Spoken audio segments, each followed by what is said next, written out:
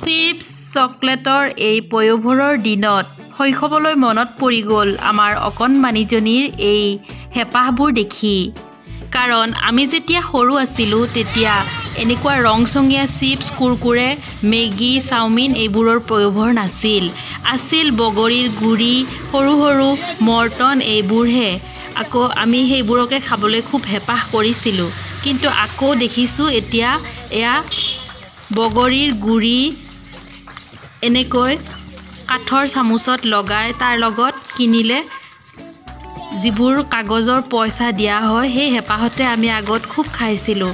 আৰু এয়া দেখিছে তাইৰ এই দৃশ্য দেখি লৰালিলে মনত পৰি গ'ল। মোৰ এই অনুভৱখিনি আপোনালোকলৈ আগবঢ়ালোঁ। যদি ভাল লাগে তেনেহ'লে কমেণ্ট এটা কৰিবলৈ নেপাহৰিব। আৰু মোৰ নিচিনাকৈ সৰু থাকোঁতে এনেকৈ কোনে কোনে কাঠৰ চামুচত লগোৱা বগৰীৰ গুৰি, বগৰীৰ আচাৰ খাইছিলে আৰু পইচা লৈ আনন্দ পাইছিলে আপোনালোকেও মোক জনাবলৈ নাপাহৰিব।